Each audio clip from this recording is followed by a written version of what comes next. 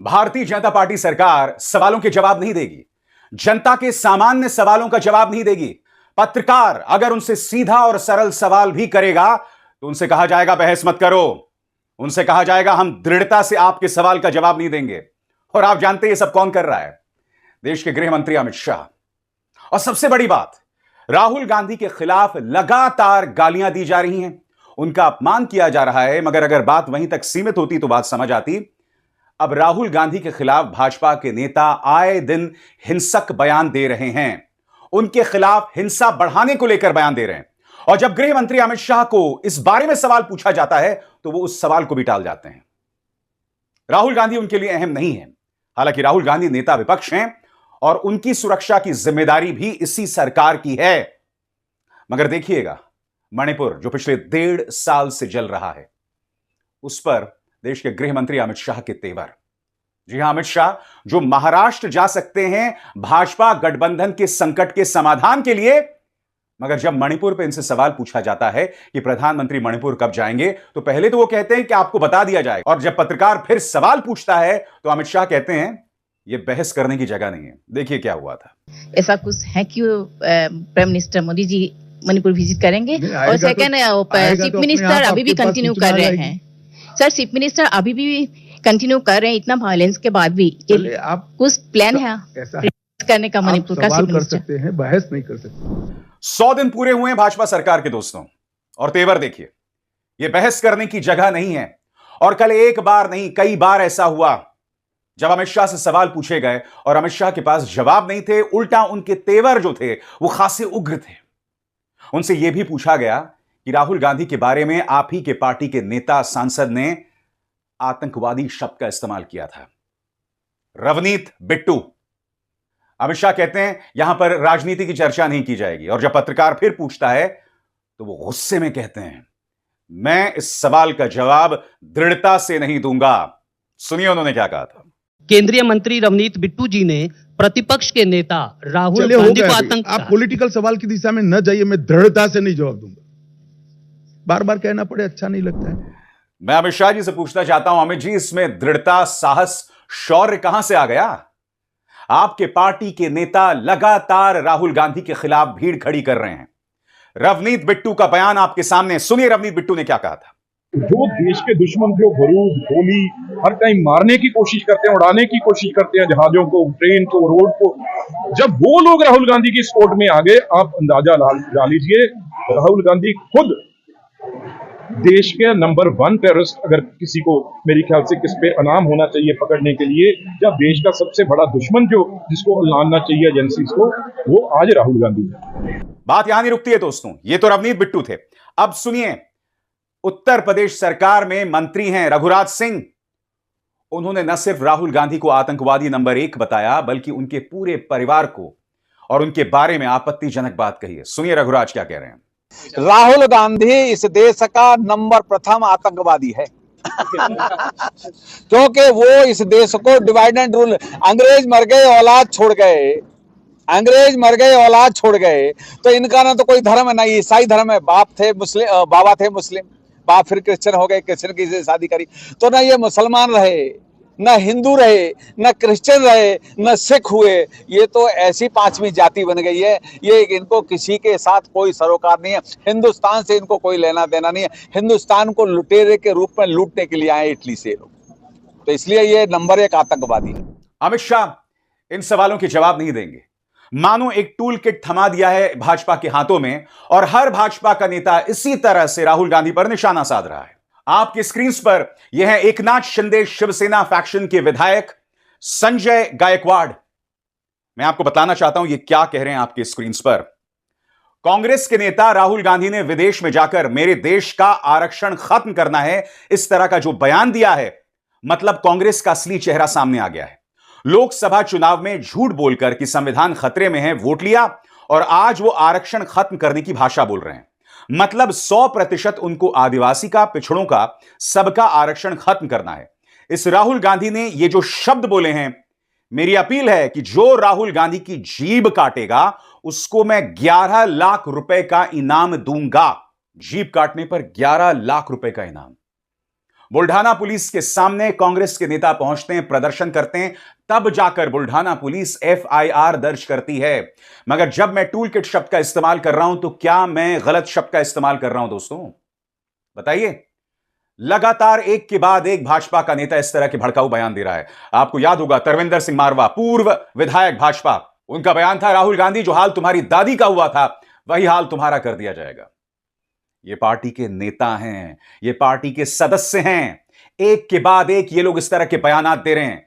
इनकी जुबान पर कोई लगाम नहीं, और जब सवाल पूछा जाता है तो आपने देखा अमित शाह किस तरह का बर्ताव करते हैं।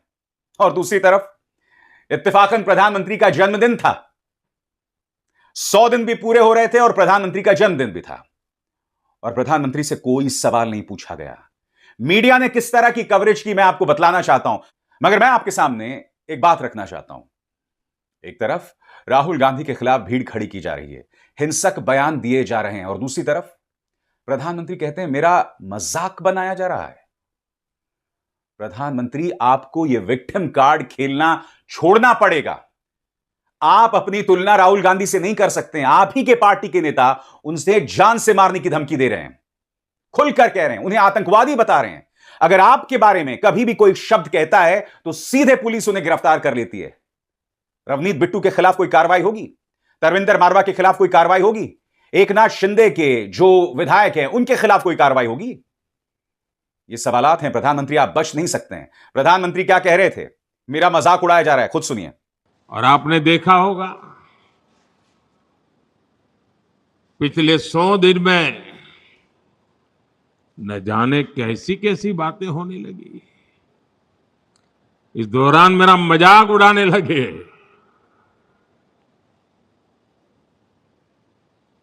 मोदी का मखौल उड़ाने लगे। भांति भांति के तर्क वितर्क बताते रहे, मजा लेते थे, और लोग भी हैरान थे कि मोदी क्या कर रहा है, क्यों चुप है, इतनी मजाक हो रही है, इतना अपमान हो रहा है। लेकिन मेरे गुजरात के भाइयों बहनों, ये सरदार पटेल की भूमि से पैदा हुआ बेटा है। नहीं प्रधानमंत्री, आपका मजाक बिल्कुल नहीं बनाया जा रहा है, आपका तो महिमा मंडन किया जा रहा है। मैं आपको बतलाना चाहता हूं कल एनडीटीवी ने क्या खबर की थी आपकी स्क्रीन पर।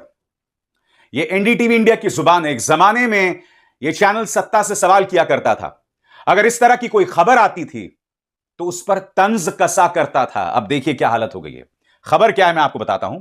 प्रधानमंत्री नरेंद्र मोदी की यह तस्वीर वायरल हो रही है जिसमें प्रधानमंत्री को विश्वकर्मा के तौर पर पेश किया गया है।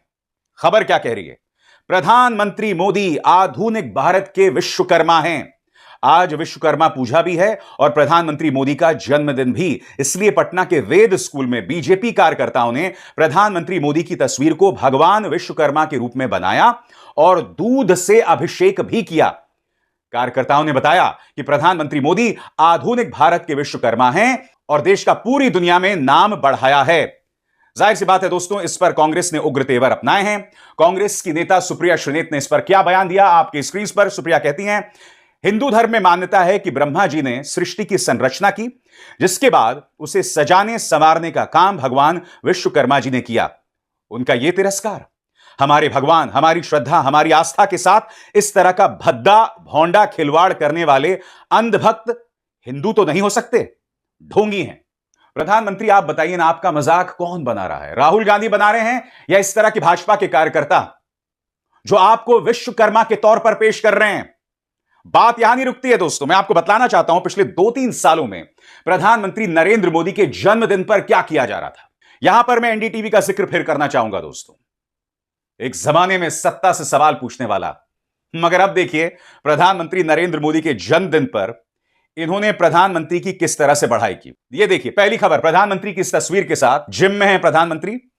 प्रधानमंत्री की फिटनेस का क्या राज है, लीजिए पूरी जानकारी। एनडीटीवी बता रहा है, योग, सूर्य नमस्कार, प्राणायाम और योगासन, उसके बाद walk, healthy breakfast, pure veg diet, गुनगुना पानी, उपवास। यह देखिए एनडीटीवी की हालत। 100 दिन पूरे हुए हैं, प्रधानमंत्री से कुछ तीखे सवाल पूछे जाने चाहिए थे। मगर यहां पर प्रधानमंत्री विक्टिम कार्ड खेल रहे हैं और मीडिया किस तरह का मजाक कर रहा है आपके सामने देखिए। न्यूज 24 की 2 साल पुरानी क्लिप है दोस्तों। इसमें प्रधानमंत्री यहां पर जिम में दिखाई दे रहे हैं। आप खुद बताइए दोस्तों, आप में से जो लोग जिम जाते हैं, कोई इस तरह से एक्सरसाइज करता है? देखिए क्या कर रहे हैं प्रधानमंत्री। ये देखिए, आप दुर्लभ तस्वीर आप देख रहे हैं। फिट इंडिया की मिसाल, व्यायाम करने की ये मशीन जो शरीर को फिट करती है, तंदुरुस्त करती है, उपयोग करके माननीय प्रधानमंत्री महोदय। कहने को ये 2 साल पुरानी तस्वीर है, मगर मीडिया अब भी कह रहा है कि प्रधानमंत्री की फिटनेस का राज, मानो फिटनेस को लेकर, सेहत को लेकर प्रधानमंत्री एक आदर्श हैं। आदर्श होंगे भी, मगर क्या यह मीडिया का काम है? और मैं आपको बताता हूं मीडिया और किस तरह के सवाल कर रहा है। आपकी स्क्रीन पर ये एक पापा की परी हैं। इन्होंने प्रधानमंत्री को क्या संदेश दिया है, सुनिए। इत्तेफाकन ये वही हैं जिन्होंने प्रधानमंत्री से इंटरव्यू किया था और पूछा था कि आप कौन सी टॉनिक खाते हैं। इन्होंने जन्मदिन को लेकर प्रधानमंत्री को कैसे बधाई दी है, गौर कीजिए एक एक शब्द पर। सालगिरह की खूब सारी मुबारकबाद नरेंद्र मोदी जी। कायदे से तो जन्मदिन के दिन तोहफा दिया जाता है, लेकिन मैं आपके 74वें जन्मदिन पर तोहफा मांग रही हूं। देश के बढ़ते कदमों को विकसित भारत वाली उस मंजिल तक पहुंचाकर ही मानेंगे, उससे कम कुछ नहीं। आप स्वस्थ रहें, मुस्कुराते रहें, बुलंद रहें, आमीन। मैं आपसे एक सवाल पूछना चाहता हूं दोस्तों, हर तरफ पत्रकार इस तरह की चाटुकारिता क्यों कर रहे हैं? और फिर प्रधानमंत्री कहते हैं मेरा मजाक बनाया जाता है। बताइए, आपका मजाक आपके भाजपा के वो कार्यकर्ता उड़ा रहे हैं जो आपको विश्वकर्मा के तौर पर पेश करते हैं, हिंदू मान्यताओं का अपमान भी करते हैं, या फिर इस तरह के पत्रकार या एनडीटीवी जैसे चैनल्स जो इस तरह की खबरें कर रहे हैं। आपको अगर विश्वकर्मा के तौर पर पेश किया जा रहा है तो मीडिया का एक कर्तव्य बनता है कि इस पर एक क्रिटिक करे, सवाल करे तथ्यों के आधार पर। और फिर भी आप विक्टिम कार्ड खेलते हैं कि हर कोई आपको गाली दे रहा है। प्रधानमंत्री, आपको सवालों के जवाब देने पड़ेंगे। अब आप 74 साल के हो गए हैं, तीसरी बार प्रधानमंत्री बने हैं, यह ऐतिहासिक है। मगर अब भी आप देश की जनता को यही बतलाना चाहते हैं कि हर कोई आपका मजाक बना रहा है। यह अब नहीं चलेगा प्रधानमंत्री। आपको मणिपुर जाना होगा। देश के गृहमंत्री सवाल को नहीं टाल सकते हैं और फिर यह नहीं कह सकते कि बहस मत करो। आपके नेता प्रतिपक्ष के खिलाफ कोई और नहीं, भाजपा के नेता भीड़ खड़ी कर रहे हैं। इन सवालों के जवाब दिए जाएंगे और इनसे नहीं बचा जा सकता प्रधानमंत्री। यही स्वस्थ लोकतंत्र की परंपरा है। और एक बार फिर आपको जन्मदिन की हार्दिक मुबारकबाद। यही कहा जाए, happy belated birthday prime minister Modi.